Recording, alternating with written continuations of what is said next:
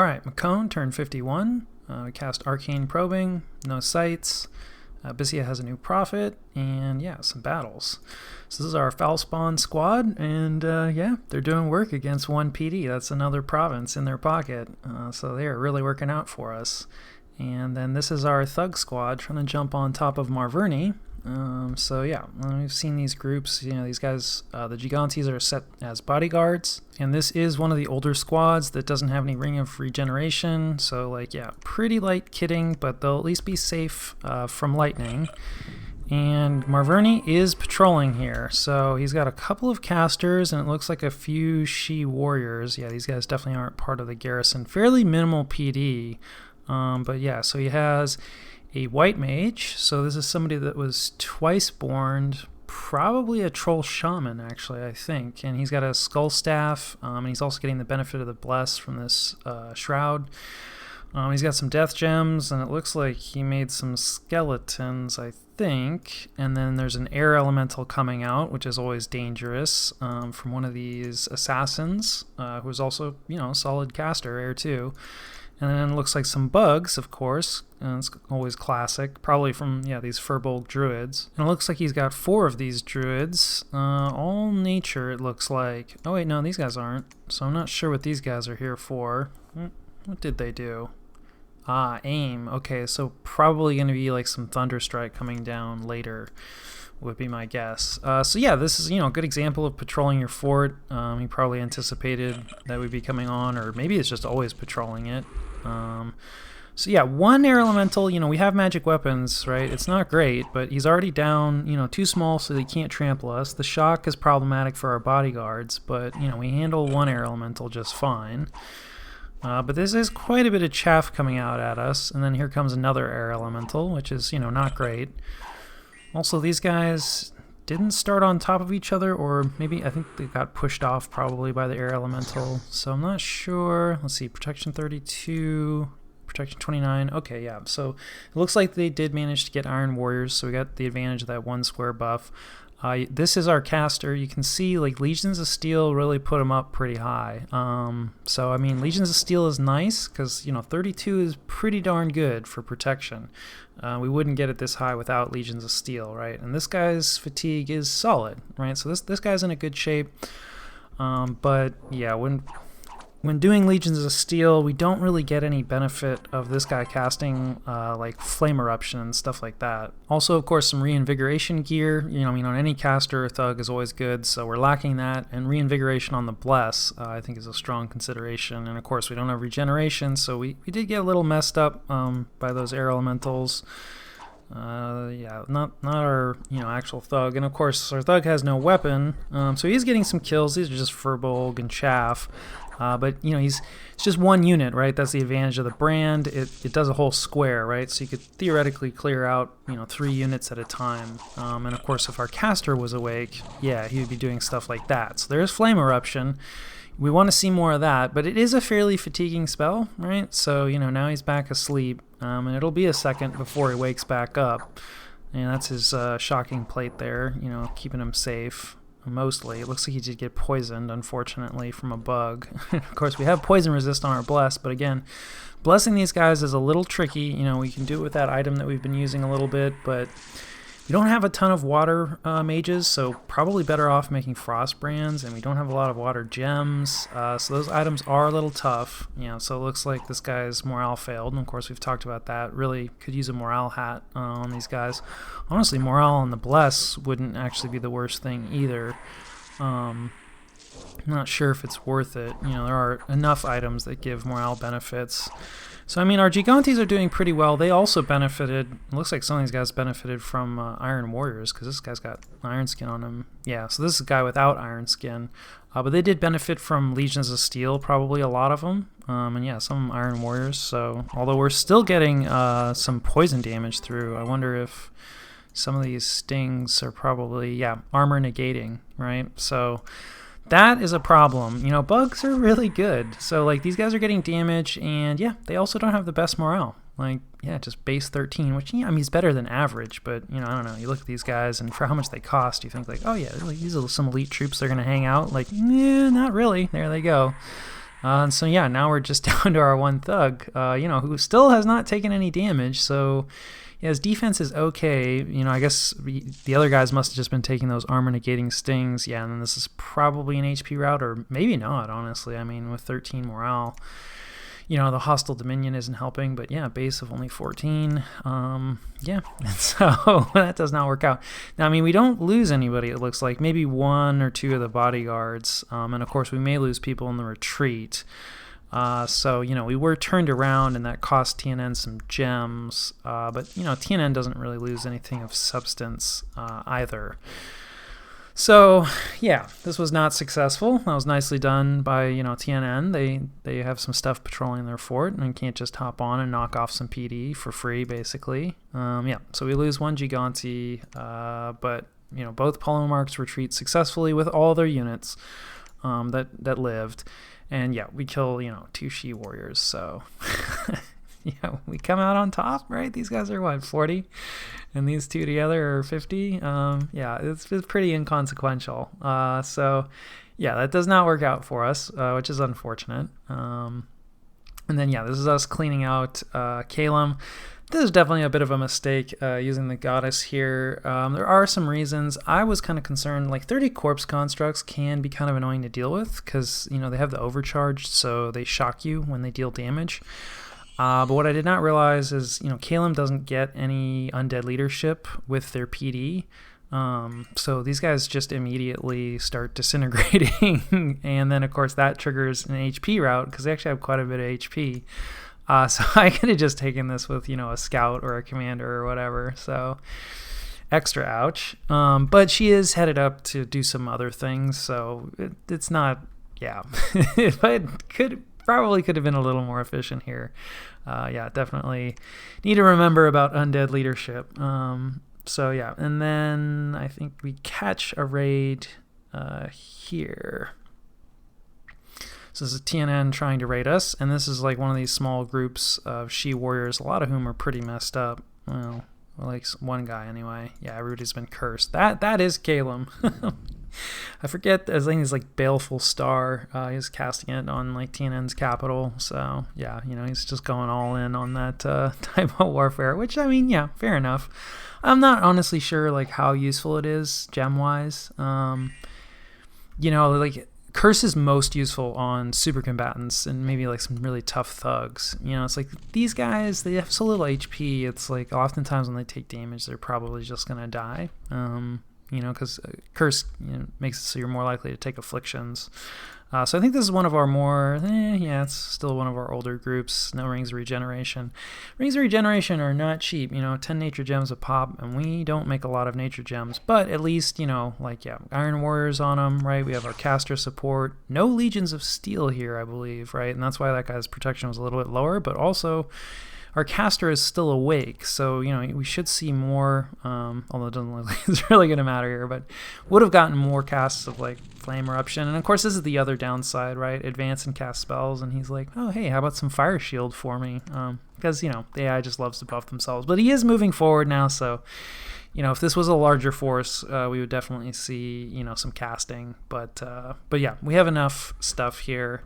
And these she warriors are not nearly as good. Yeah, there's an Incinerate. So yeah, we have no problem there, but it is always nice to catch Elven Raiders, and we do actually manage to run down everyone. It's just a regular commander leading these.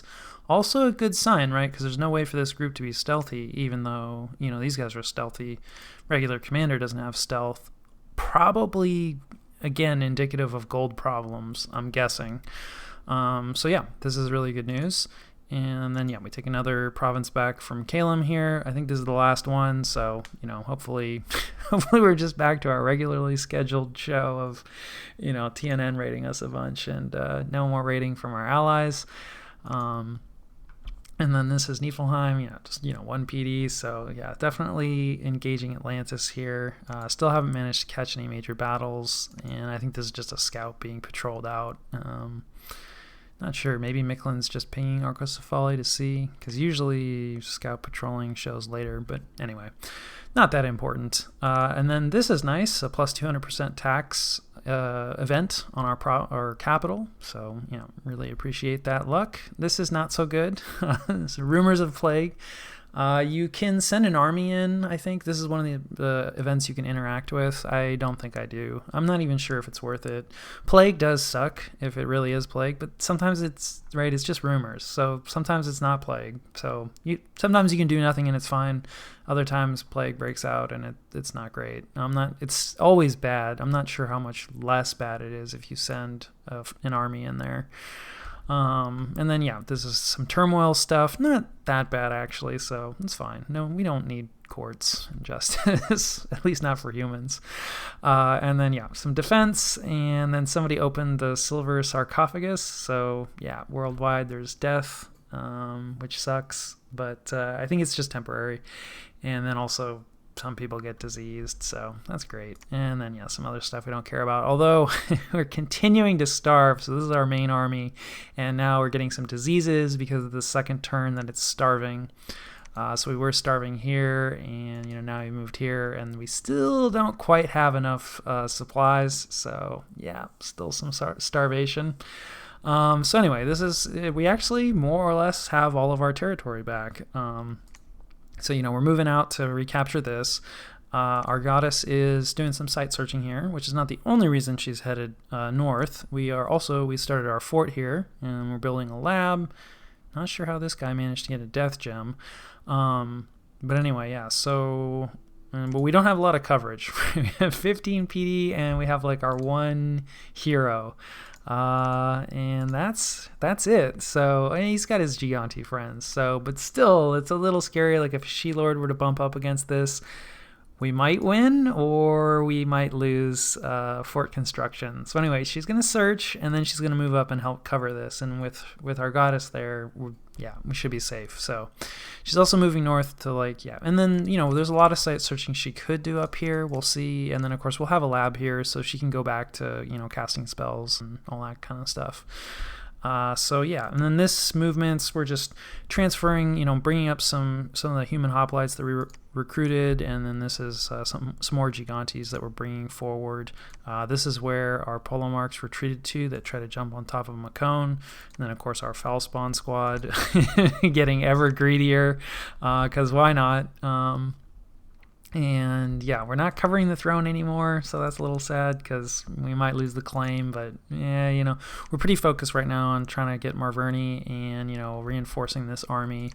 And then of course we'd like to clear out these storm demons. The sooner we plant our flag on this is a kind of an up in the air province, right? Niflheim could grab it, Atlantis if they jump back out. Now there is Sea of Ice, so probably don't have to worry about Atlantis right now because it looks like they've been cleaned out by Niflheim, at least for the moment. I do think they had some land here. TNN may have cleaned them out. Obviously, they're pretty hostile with TNN having Sea of Ice up. But anyway, a lot of people could reclaim this province. Really mostly worried about Niflheim because then diplomatically it's a little awkward. If TNN grabs it, we can just grab it from TNN. But, the main thing, of course, is our army. Is not actually moving on top of Marverni. So I'm chickening out a little bit. So I'm going to bounce a scout essentially off the province to see, if he has, that's one way of scouting for elves. So if he has his big stack of sacreds here, and they're patrolling, trying to set up a trap, then, he will find them. And so we're just going to hang out and patrol here with our army, which is also a little freaky. Anytime you have an army out in the open, it's dangerous because you have to worry about magic phase movement, right? And the longer that an army is out in the open, especially in the same province, not moving, the more likely somebody's going to tailor something to destroy it. So, you're safe in your own fort, right, when you're hiding inside of it, and you're actually somewhat safe on top of enemy forts because when you magic phase on top of your own forts, you end up inside the fort. You don't actually trigger a battle, so you can't actually magic phase an enemy. You can't initiate a magic phase battle with an enemy army when they're on top of your own fort. Now, you can still magic phase stuff into your fort, and then the next turn, break siege. So you're not super safe on top of an enemy fort, which is not that surprising. But you are weirdly a little bit safer than when you're just out in the open. So yeah, so this is a little scary. We have adjusted a little bit, mainly worried about, I mean, of course, always foul vapors, but we at least have some casting for that to help cover with that, but also Wrathful Skies, is the other big one. We're worried about just magic phasing in some Wrathful Skies guys, and some cover, and then just completely wiping this army out. So we've adjusted the formation just a little bit. We don't need to go over all of it, but the main thing is these guys are now on attack rear immediately. And so that's kind of the hope, is that they're going to rush forward and, get to the back if there is any Wrathful Skies casters, and just kill them before we take too many lightning strikes. And so we've moved a lot of our mages forward in the hopes that they're going to, do their buffs on the Gigantes as they move past. I mean, they will block a little bit, but hopefully not too much. There are a lot of bodyguards here because obviously, he's got his hounds especially, right, are really, really fast.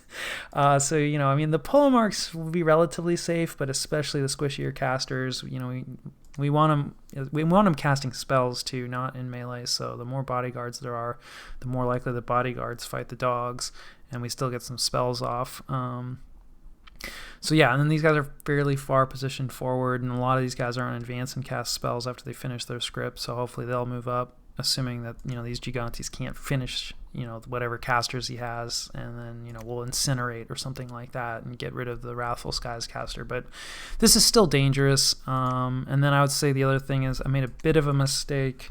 I also have, we're bringing back in the squad that tried to jump on top of Marverni and like another Polomark squad, but both of them are rear positioned, which is kind of what I want for when they're raiding provinces, so that they have time to get through their buff cycle. But when they're combined with an army, they're not going to do anything.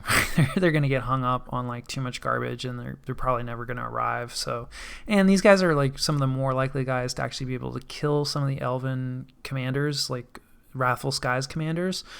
So yeah, I would definitely prefer to have them in the front.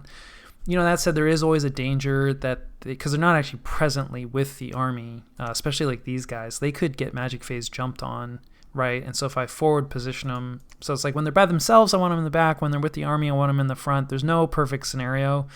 But at the end of the day, I think losing this group is way less of a problem than losing the entire army. So probably if I was doing this again, I would just forward position these guys, even though, yeah, they might get jumped on, and, that might be a problem. I would rather have them in the back, but yeah, the army is more valuable. And this other group that's moving up, they're in a fort anyway, so no excuse there.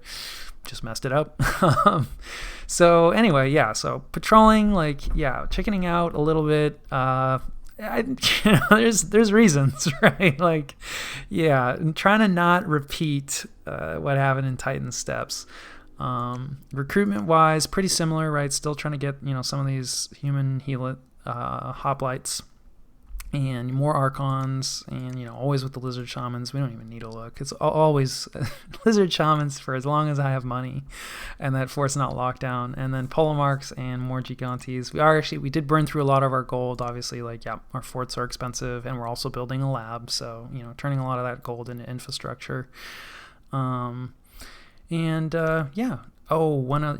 sure what this guy's doing, right? So this is our gem carrier. He has a ton of gems. This army is going to burn through quite a few gems. This is actually just like one reload, so you can kind of see this isn't even really, it's kind of late game-ish, end of the mid game, whatever. It's all fuzzy.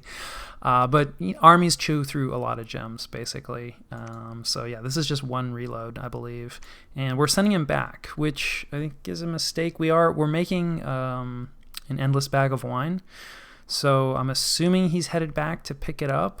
But yeah, not having your gems with your army is like always dangerous, and I could have just put the bag of wine. I even have a commander who's just waiting here. So yeah, speaking of mistakes, this is definitely another mistake. But hey, at least I actually have a gem reload available and with the army, so partial success. So yeah, that covers turn 51. All right, Mekone, turn 52, cast Arcane Probing, no sights. And there's a magic phase battle in Palame, and that's where our army is, so, oh god. And, let's take a look here. Okay, this isn't too much stuff, at least. So there's one thug. Let's see. Is this one thug? No. One caster. This doesn't look like a Wrathful Skies trap. I don't know. I can't get this other thug. Maybe it's the same. Anyway, it looks like it's 2 She-Lords, I think, who are pretty kitted out, right? And then this could be Foul Vapors right here. So maybe a Foul Vapors trap. Though she is pretty heavily kitted as well, but maybe this is defensive? Not sure. This is what we were worried about. So, let's see, right? And our stuff is just going forward. And Communion is coming out. Okay, we are summoning a lesser air elemental. There's our Basilisk. Unfortunately, he is pretty slow, and I kind of forgot about him. So, and now that everybody's rushing forward, right before we were going to hold, there's some Poison Ward going out. Just some Lightning Bolt. What have you done so far? Let's see, Air Shield, and then a Lightning Bolt, and then Moss Body. That's interesting. I wonder, okay, we do have a lesser air elemental. This is ours. Let's turn on team colored squares. Yeah, so this is ours. So I wonder, so maybe it really is just the one She-Lord. Yeah, he just has a lot of images. Right? Is there another She-Lord that jumped in the back? Nope. Okay, so pretty light. Yeah, would have expected Foul Vapors, but either something went wrong with the casting. Actually, you know what? She doesn't have high enough pathing, it looks like, to actually do that. I'll have to double check that. But I think you need to be at least Nature 2 to cast Foul Vapors. So yeah, maybe just planning on thugging this whole army. Which, maybe, right? Gaze of Death, I think we have enough anti-thug stuff. Honestly, the Gigantes themselves, other than the fact that they can't connect, but there's so many of them, they're decent anti-thug stuff as well. And then hopefully we've been interrupting some of the buff cycle, right? Air Shield, Mist Form, then he did he's got the Spirit Helm. That's a Spirit Helm, I think, that it's just casting Lightning Bolt for him. But yeah, so I mean, he only got 2 spells off, right? And that's the advantage of these lesser air elementals. They're not likely to do much, against these thugs, other than keep them busy, which is good because here comes our stuff. And then hopefully we'll get some webs. And then yeah, our casters are still pretty far back, but you can see some of them are advanced, right? So we do have caster support moving forward. So this Gaze of Death, though, yeah, God. It's hard to integrate. I think if we held, then it wouldn't have been as bad, in a big army fight, because the hope was that he would die. But, in this sort of trap situation where we're just running forward immediately. Now, the good news is he routes himself, because, again, he's always... I don't know what the deal is with these Basilisks. Basilisk hit Basilisk. They love that. So he's routed himself. So that is really good news, because otherwise, I mean, we still lost a lot of guys. But yeah, now we have a surround off. And then, yeah, I do actually know this now, but I didn't realize it at the time. I've been talking a lot about how these guys are going to web stuff. They're not going to web anything. So there are some webs that you shoot, right? So you don't have to worry about an attack. But this is actually a melee attack. This guy, I mean, he's routing and starving and weakened, and yeah, but he's got an attack skill of 4, so he is never going to web anything, and yeah, these guys are basically worthless, which is sad. I thought they could shoot webs, which would have made him a lot better. But we have some Incinerates coming off here, so that's good news. You can see he's boosted his fire resistance quite a bit, so he's got fire resistance 15, right? This is new. He must have put bark skin on, I think, because yeah, he should have more than 15 fire resistance, but still, 15 is pretty good. It's not enough to keep you completely safe against Incinerate, but it might be tough to get the AI. The AI might choose not to cast Incinerate. They'll cast, I don't know, Enrage or something stupid like that. And then yeah, she's only fire resistant 5 though, and I do think they'll cast against, yeah, I mean, well, obviously they're casting it against someone, although we got some damage. Is that the Incinerate actually getting through, or is somebody actually getting a hit? Yeah, so we're getting repelled. The Dancing Trident is helping a lot there. Yeah,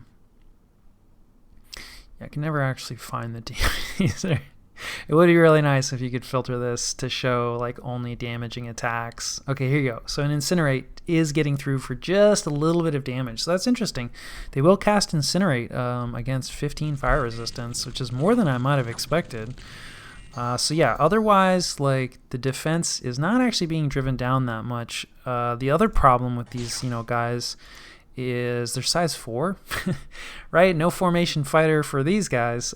So yeah, they make it a little more difficult for us to get the attack density that we're going to need to drive the defense down.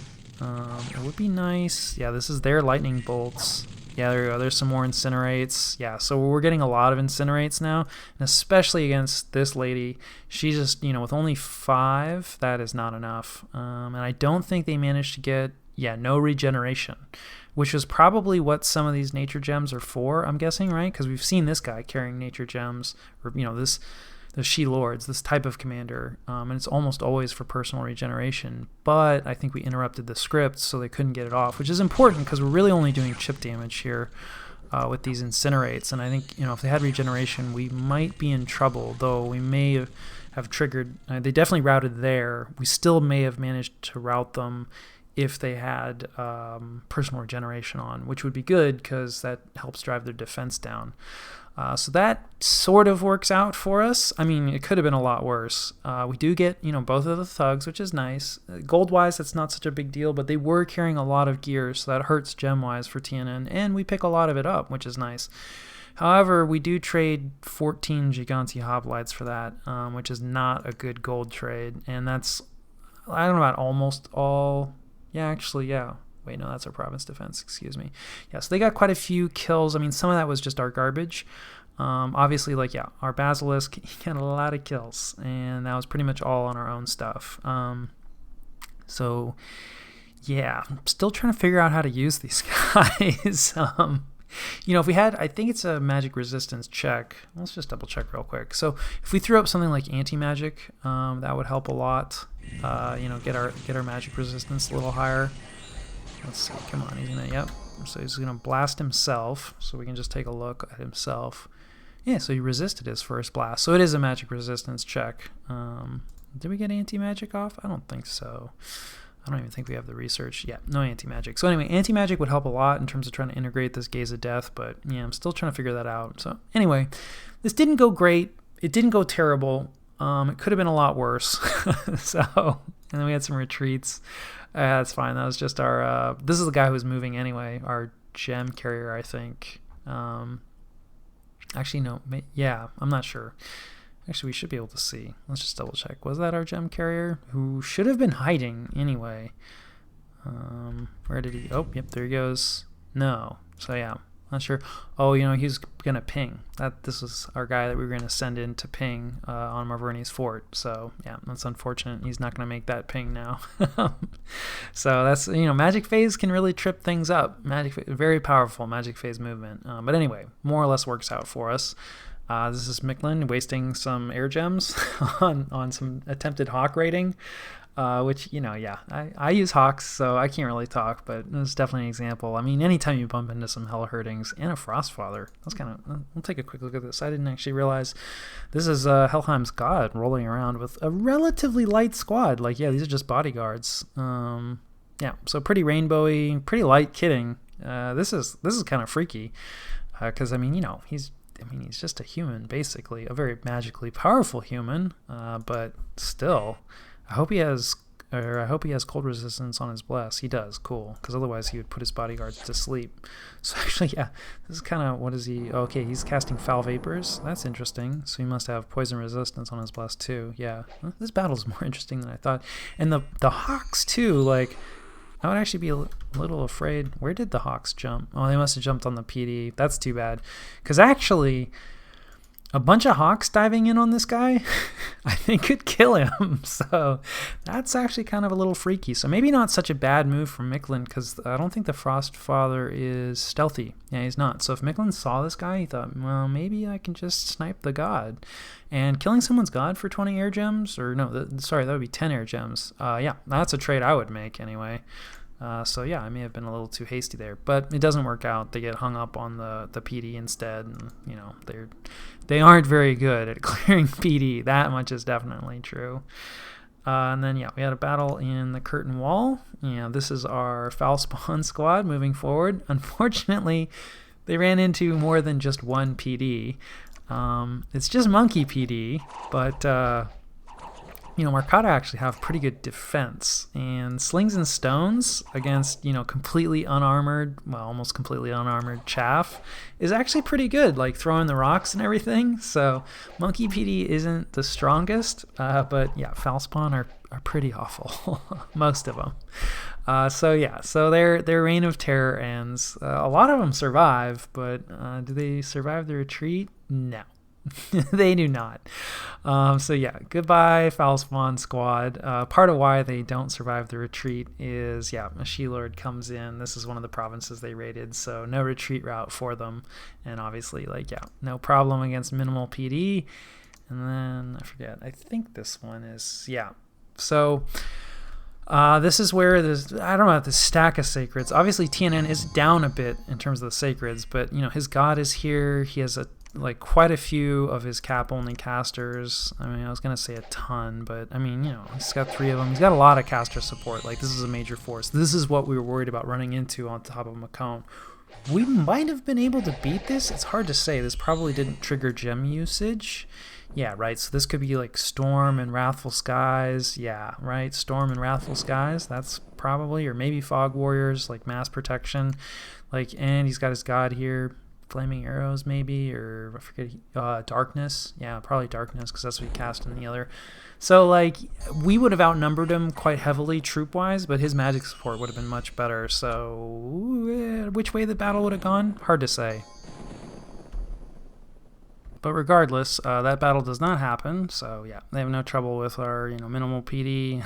This is the assassin who retreated from the other battle, now retreats from this battle, successfully at least, so that's good. That guy's bouncing all over the place. And then some unexpected events, people refusing to pay taxes, thanks turmoil, a bunch of gold getting eaten. I guess they're eating the crops, and we're losing the gold. Be interesting, locusts that actually just eat gold. And always with the rebellions. Can't really argue with this. We are pretty oppressive. So we'll send somebody in to re-oppress them. That's not the end of the world. And then, tax harvest was good. This is nice. This is actually one of our provinces that, makes some money. So always nice. And then, some other stuff we don't care about. So what are we up to? We are bravely running away. So...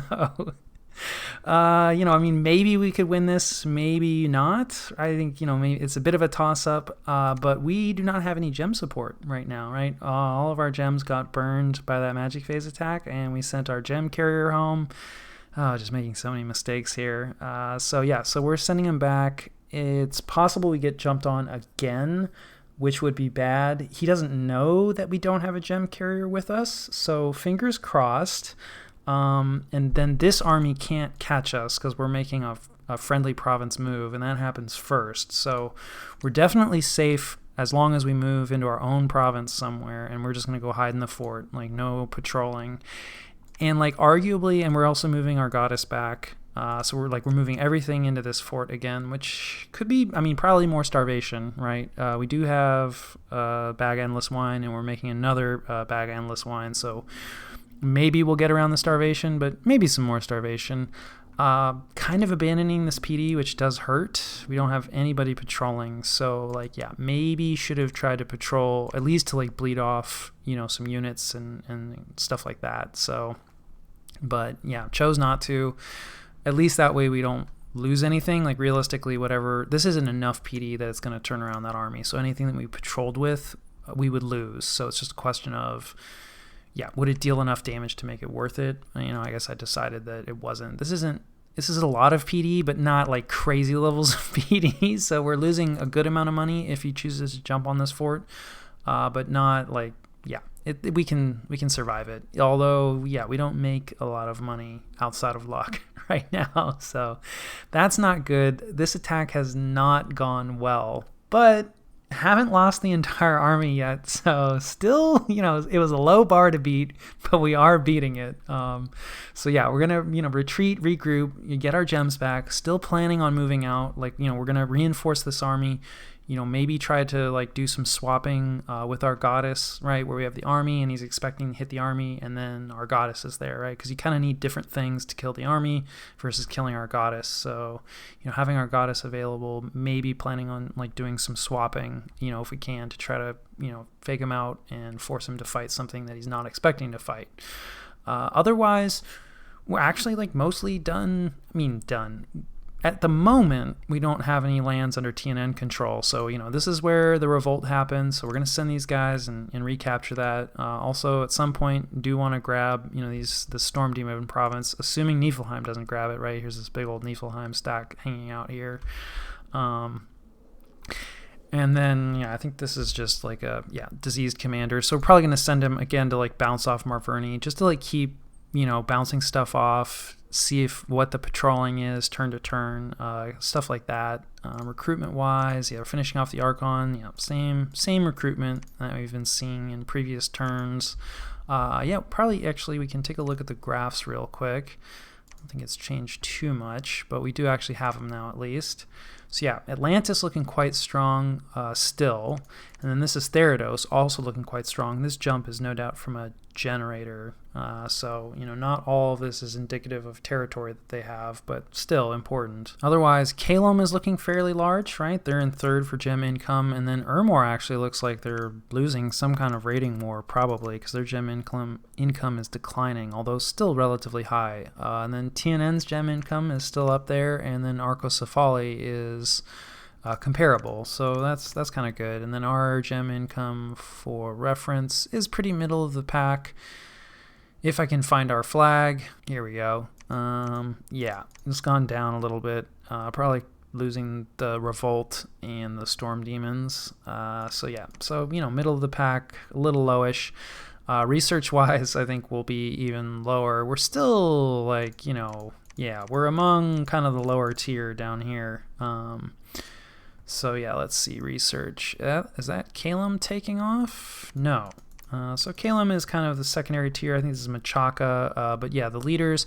Ermor is still way up there, although you can see now Therados has actually surpassed them. And Arcocephali is neck and neck, and Atlantis is also just spiking, right? So these are people that are dumping a lot of gems into research boosters. Always a good idea. Research is hugely important. These are people who are probably going to be game leaders. It's not guaranteed, right? Research is, you still have to turn that research into effective advantage, and sometimes it doesn't happen, but it's certainly the opportunity is there, and TNN's research has actually remained still really good, which is super frightening. And I'm not actually sure who this other one is. Ubar? Nope. Yomi, maybe? I don't know. We won't worry about it.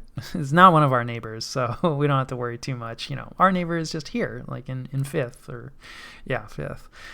So our research is still rough, but that's just sort of the state of the research. Is kind of interesting to look at it. Underwater looking pretty powerful, and we've actually seen them make landfall this game. For those of you who've seen my 3E 3rd edition playthrough, the early age Ulm one that I did, the underwater nations didn't. They weren't involved this early on the land, at least.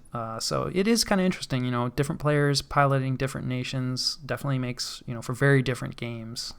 So anyway, some discussion on the graphs, and let's see, scouting wise, still just trying to keep an eye on, this Mictlan-Helheim conflict, and otherwise, just, trying to keep eyes on Arcocephali, also, moving in to see if we can see, an army, really trying to catch, is there another army building up and going to be moving out against TNN?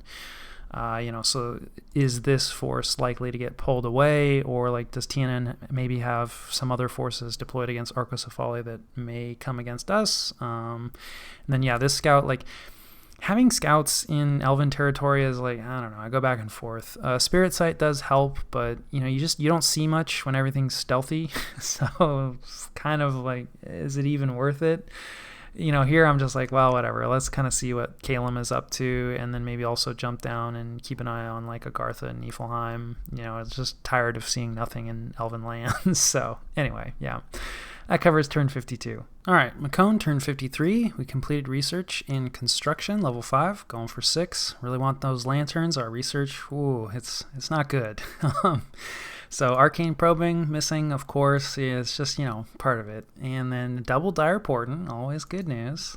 So this isn't too bad. Like, Niflheim is not our enemy, and they stole Mother Oak from Arcocephali, so it's kind of neutral, right? Mother Oak was up, and now someone else has it, so that's fine. Mother Oak also not the most powerful global. This is probably less good. So this is Therados, and this is Gift of Health, right? So a lot of increased hit points within their own dominion, and also affliction healing. This is often done with a view to getting Tartarians, because I believe, I'll double check this, but one of the few ways to actually heal the afflictions on Tartarians, because they're undead, so kind of difficult to heal. You can't do it with normal healer units, which are also pretty rare. But even without Tartarians, fighting inside of his own dominion is going to be a lot tougher, because all of his units are going to have more health, and especially like the ghosts, they're kind of annoying to deal with sometimes anyway. So yeah, I can see this being not great. Luckily, we're not fighting Therados, so hopefully it won't be relevant for us, but I'm sure there's somebody out there that is very unhappy about it. And we searched for some magic sites, and we missed. New prophet coming out, battle in Bara between Mekone and Helheim. So this is just a ping, right? Helheim, yeah, just pinging with a scout, but kind of interesting. We'll take a look real quick. Is there a god here from Mekone? I don't think so. But a pretty serious army, some garbage, but quite a few sacreds, and quite a few mage support, lots of blood slaves, probably also quite a few gems, a few summons, like these devils, pretty good. These turkeys are actually casters. They have like a turkey form, a were turkey, if you will. And then, let's see here. Let's take a look at their bless real quick. So yeah, shock resistance, never a bad idea. A little bit of defense. Undying 8. I think some of Mekone's sacreds are shape changers, which is extra nice for Undying because you get these extra hit points in both forms. I'll double check, but almost sure on that. So if that's true, definitely a good choice. Never a bad thing to have some extra health, although, you do die after the battle, so that always hurts with the Undying hit points. Blood Vengeance, which I don't see too much, but can be really useful. So they have damage reversal, I believe, right? Yeah, so it's a magic resistance check, but if you fail it, then when you harm the sacred, you get harmed yourself. So let's see. Not sure how much damage it's going to be, but it is going to be nasty. I feel like maybe might be better on sacreds with more hit points, but also these guys I believe change shapes. Yeah, when transformed. So these guys like transform into some sort of jaguar shape. So they probably have more hit points in that shape. So yeah. Could be good. I'm not familiar enough with Mekone to say. And then, combat speed, like, never a bad thing. These guys are not that fast. And with the percentage based, I think combat speed is better if you have a faster unit. But again, I'm not super familiar with Mekone, so maybe better on these guys than I know. So yeah, kind of interesting to see, what they're rocking. Not sure how they lose a Mound King. Must have been some friendly fire. But anyway, yeah, not relevant really for us. And then turns out the plague is false, and so people are happy and they give us more money. And then Monster Boar, I hate these. It's in Mekone too, so at least that should be easier to patrol out. I always miss these, and then I'm like, why is there so much unrest in this province? Yeah, I need to get better about tracking these more closely during the game. But anyway, I hate Monster Boars, but we have one. And then, some extra attacks. Some of these, actually, this is a good province, so that's nice. Some of them, not so good. Air gems, very nice. Thank you, luck. Naked people dancing, lose some dominion, that's fine. Would be a good time to do conjuration. Also, probably don't take enough advantage of stuff like this. For really big spells, this probably matters quite a bit. Not sure how much cheaper it is. I'll have to look that up. And then we find the Monster Boar immediately. So happy about this. This is like one of the few advantages of Mekone always having unrest problems on their forts. We have a lot of stuff patrolling like pretty much all the time. So screw you, Monster Boar, go away. And then yeah, we're starving, of course. So hiding in our fort. What are we doing? Let's see. We're recapturing this province with not this group. I guess I want to, yeah, right, because the goddess moved back, so she's not going to cover this fort construction anymore. So we're moving this group in to help, cover this. You never know. There could be elves in here, but we are sending out our hero. So sort of doing a changing of the guard, and he's going to retake this province for us. So that's good. And then we're sending out, a new cheap raiding squad, just Peltasts, but, same thing as our foul spawn in Spirit. So they're going to do some raiding, and it's going to be important because we would like to cut off Marverni as much as possible because we're going to be heading back out. I did feel kind of bad because I told Arcoscephali that I'd be attacking Marverni to try to take, some pressure off him. And in fairness, we did attack Marverni just, lightly with some thugs and got repulsed immediately and then ran away. But, I didn't say it would be an effective attack, but we would like to jump back on, both because we want Marverni in our hands, and, I want to be true to my word and actually, take some pressure off and take some focus off because it looks like Arcoscephali is moving up, another army. It looks pretty similar to the last one. Like I said, Arcoscephali probably can out-attrition TNN. He may have some other stuff mixed in that we just can't really see, but at least from the scout report, it looks almost exactly the same. Which, yeah, I mean, if he's able to right, I think he can win a war of attrition, so I don't think this is a crazy plan at all. And this is pretty fast, to be moving out, another large army like this. I mean, you can see, I lost this battle on Titan Steps, 20 turns ago, something like that. It's taken me a long time to rebuild an army, right? He lost that battle, 5 turns ago, 3 turns ago? I can't, much shorter. So yeah, I mean, clearly, he's got his logistics set up and, is moving out another convincing looking army. But we are not doing nothing. We are doing some magic phase movement of our own. So we have Thune here casting Cloud Trapeze, and he is pretty kitted out, kind of random grab bag of stuff. The air shield, I mean, TNN has been using some flaming arrows. They're not exactly known for that, but it could happen.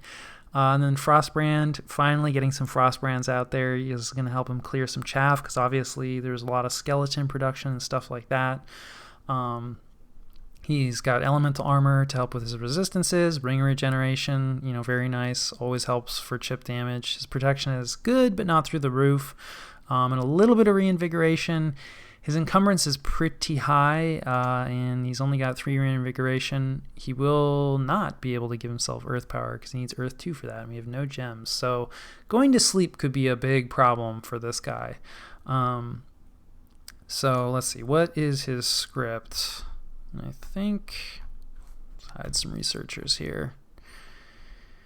Yeah, so, man, just eternal storm, whatever, perpetual storm, eternal storm, perpetual storm, always with the storm, always with the forgetting about it. Yeah, flight, this would help a lot, right, in terms of getting around chaff, right? This is another way that you can deal with, somebody's summoning a bunch of skeletons or a bunch of bugs or whatever.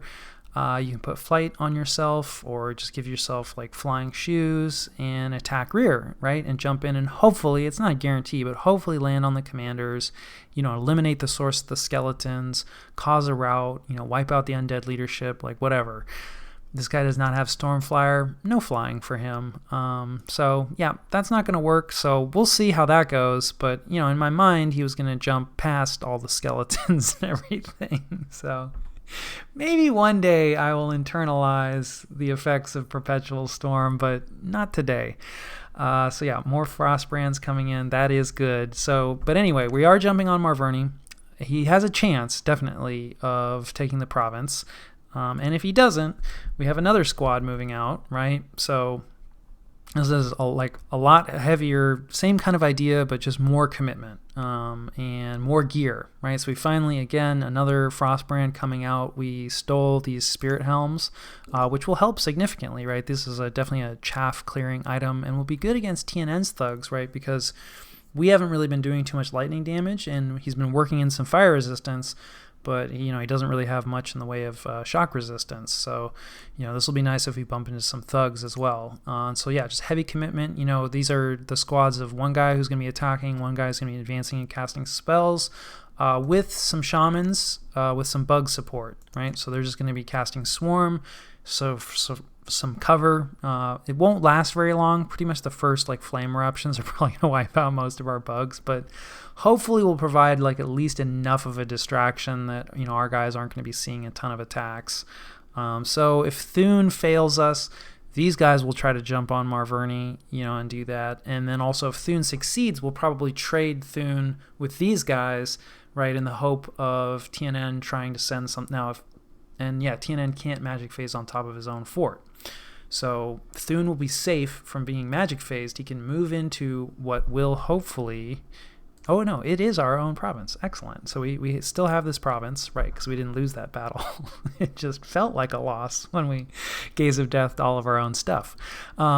So if Thune succeeds, he will be able to move back into our province, and he'll get to make that move first. I'm assuming we don't lose it to some other magic phase, because this could get magic phased, but why would he magic phase here? We won't have anything here, but who knows? You can't control everything. But Thune moves off, and then we move this squad on, which will be a lot more stuff and hopefully kill whatever TNN sends out to try to kill Thune. If Thune fails, then he fails, and we'll just send this squad in and try to take it. Army is still hanging out, starving. We're probably we may just be accepting a little bit of starvation. Oh wait, no, we're down because we were able to, right, because we just made the wine bag, our other wine bag this turn. It wasn't available. Now it's out and available. We're actually under supply usage now. So we fixed our starvation for now. Army is just going to hang out and research, and wait for everything to get locked down and the path to be cleared for them. But hopefully next turn, right, the army will move out here, and then they'll hop on after, right, to replace the thug squad, and then they'll actually take it. Is, the possibly overly complicated plan, but certainly we could see that just sending an army out by itself was not a good plan. So simple is not always the best, and the timing hopefully will be pretty good. Obviously we don't really see TNN's force anymore. We'll never be able to see the Sacreds, but that stack of monkey archers has disappeared, so they didn't go to Marverni. They probably went to Titan's Steps, because we would see the monkey archers if they moved here to Livenmark. So they're probably reacting to this army coming up from Arcocephali. Maybe not. Depends on how good TNN's scouting is, so he may not see this yet. But anyway, our timing should be good, because probably probably Arcocephali is going to move here next turn, and then we'll move our army the following turn, right? So we'll be hitting almost at exactly the same time as Arcocephali, which is not super coordinated. We were in touch a little bit, but really more general plans, and anytime we felt that we might be raiding kind of close, I would send him some province numbers and vice versa, but we weren't coordinating down to these. I'm going to move here, my army this turn, you move your army here that turn, and we'll hit him at the same time. So really more just luck that we're going to be able to coordinate like this. But yeah, that's pretty much the plan. Let's see. Yeah, I think this is just probably a mage moving out. Yeah, you're right. He's part of the thug squad, so he's just going to do blessing. And we also have a vine shield, which is just a nice item. This I think we forged. We might have stolen it. I can't remember. We just don't have a lot of nature gems is the problem. We're not getting a lot, and yeah, and the rings of regeneration are better than, I think they're more useful for us than the vine shields. So most of our nature gems are going into rings of regeneration rather than vine shields, though vine shields certainly would be nice. Also, we abandoned our basilisk, and that's part of what this guy was doing. He's just coming out. He's like the monster collection squad, so we just have some monsters that our goddess has left behind or retreated out of various armies. So he's just collecting up all the monsters. Still not sure what we're going to do with them yet, but yeah, no more basilisks in the army. That is way too dangerous, so definitely glad to see that Past Me also agreed and got that Basilisk out immediately. While yes, it is a nice extra threat vector, a lot of that threat is to ourselves. So yeah, still trying to figure out how to use those monsters effectively. Yeah, I think that covers most of it. We, again, don't have a ton. I guess, yeah, scouting-wise, I think probably the reason, I couldn't remember, but I had heard that Calum had attacked Russ. Or maybe Russ had attacked Calum. I don't actually remember who initiated this war, but you can see that Calum is quite deep. So this is Tianqi, so capital. I don't think we know where Russ's capital is yet. And here's Yomi as well, which I think also Russ had eaten. Oh, we do. Okay, so Russ is here. So yeah, we're still not really sure like what the extent is, but obviously like Calum's capital is all the way down here. So Calum, birds are kind of similar to elves in a lot of ways where, they're able to raid really, really effectively and quite deeply. And this is probably not disconnected raiding. It might be, but he has a lot of provinces here, and he's actually sieging a fort as well. And it looks like Russ lost a fort, although it is cracked, and Russ is on top of it again.